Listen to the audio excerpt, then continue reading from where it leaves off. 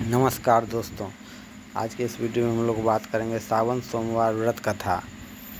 एक समय की बात है, एक साहूकार जो भगवान शिव का अनन्य भक्त था। उसके पास धन की कोई कमी नहीं थी, लेकिन उसके कोई संतान नहीं थी। इस कामना को लेकर वह रोज़ शिव जी के मंदिर जाकर दीपक जलाता था।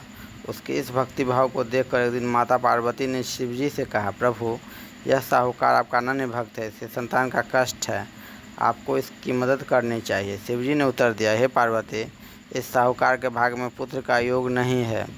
यदि इसे पुत्र का वरदान मिल भी गया तो वह केवल 12 वर्ष की आयु तक ही जीवित रहेगा। माता पार्वती के बार बार आग्रह करने पर शिवजी ने साहूकार को पुत्र का वरदान दिया, लेकिन यह भी कहा कि वह केवल 12 वर्ष तक ही जीवित रहेगा। साहूकार ने इस बात को सुना, लेकिन न तो उसे खुशी हुई और न ही दुख। वह पहले की ही तरह भगवान शिव की पूजा करता रहा। कुछ समय बाद साहूकार की पत्नी गर्भवती हुई और उसे एक सुंदर बालक की प्राप्ति हुई।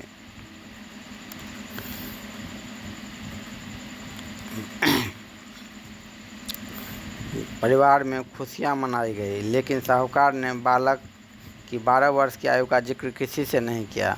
जब बालक 11 वर्ष का हुआ तो एक दिन साहूकार की पत्नी ने उसके विवाह के लिए कहा। साहूकार ने उत्तर दिया, वह अभी बालक को पढ़ने के लिए काशी भेजेगा। उस बालक के मामा को बुलाया और कहा, इसे काशी पढ़ने के लिए ले जाओ और रास्ते में यज्ञ करते और ब्राह्मणों को भोजन कराते हुए आगे बढ़ना। दोनों मामा भांजे इस तरह यज्ञ कराते और ब्राह्मणों को दान दक्षिणा देते काशी की ओर चल पड़े। रात में एक नगर पड़ा जहाँ नगर के राजा की कन्या का विवाह था, लेकिन जिस राजकुमार से उसका विवाह होने वाला था वह एक आंख से काना था। राजकुमार के पिता ने अपने पुत्र के काना होने की बात को छुपाने के लिए एक चाल सोची। साहूकार के पुत्र को देखकर उसके मन में एक विचार आया। उसने सोचा, क्यों न इस लड़के को दूल्हा बनाकर राजकुमारी से विवाह कर दूं। विवाह के बाद इसको धन देकर विदा कर दूंगा और राजकुमारी को अपने नगर ले आऊँगा। लड़के को दूल्हे के वस्त्र पहनाकर राजकुमारी से विवाह कर दिया, लेकिन साहूकार का पुत्र ईमानदार था। उसे यह बात न्यायसंगत नहीं लगी।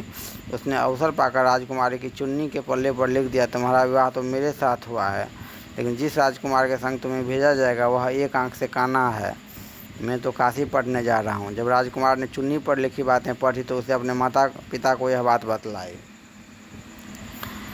राजा ने अपनी पुत्री को विदा नहीं किया, जिससे बारात वापस चली गई। दूसरी ओर साहूकार का लड़का और उसका मामा काशी पहुंचे और वहां जाकर उन्होंने यज्ञ किया। जिस दिन लड़की की आयु 12 साल की हुई उसी दिन यज्ञ रखा गया। लड़के ने अपने मामा से कहा कि मेरी तबीयत कुछ ठीक नहीं है। मामा ने कहा, तुम अंदर जाकर सो जाओ। शिवजी का वरदान के अनुसार कुछ ही देर में उस बालक के प्राण निकल गए। मृत भांजे को देखकर उसके मामा ने विलाप शुरू किया। संयोगवश उसी समय शिवजी और माता पार्वती उधर से गुजर जा रहे थे। पार्वती ने भगवान से कहा, स्वामी, मुझे इसके रोने के स्वर सहन नहीं हो रहा, आप इस व्यक्ति के कष्ट को अवश्य दूर करें।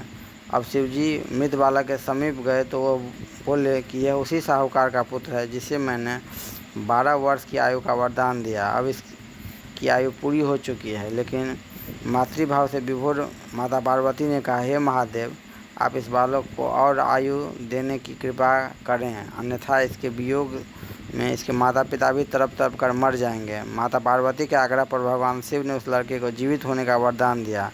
शिवजी की कृपा से वह लड़का जीवित हो गया। शिक्षा समाप्त करके लड़का मामा के साथ अपने नगर की ओर चल दिया।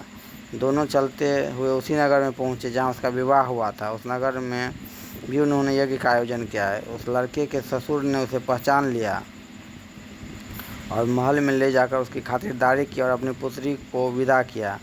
इधर साहूकार और उसकी पत्नी भूखे प्यासे रहकर बेटे की प्रतीक्षा कर रहे थे। उन्होंने प्रण कर रखा था कि यदि उन्हें अपने बेटे की मृत्यु का समाचार मिला तो वह भी प्राण त्याग देंगे, परंतु अपने बेटे के जीवित होने का समाचार पाकर वह बेहद प्रसन्न हुए। उसी रात भगवान शिव ने व्यापारी के स्वप्न में आकर कहा, हे श्रेष्ठी, मैंने तेरे सोमवार के व्रत करने और व्रत कथा सुनने से प्रसन्न होकर तेरे पुत्र को लंबी आयु प्रदान किया। इस प्रकार जो कोई सोमवार व्रत करता है तथा यह कथा सुनता है, उसके सभी दुख दूर होते हैं और समस्त मनोकामनाएं पूर्ण होती है। इस पावन कथा को श्रवण करने से समस्त कष्ट दूर होते हैं और भक्तों की मनोकामना पूर्ण होती है। इस कथा को सुनकर और व्रत करके भगवान शिव और पार्वती की कृपा प्राप्त होती है, जिससे जीवन में सुख, शांति और समृद्धि आती है। धन्यवाद।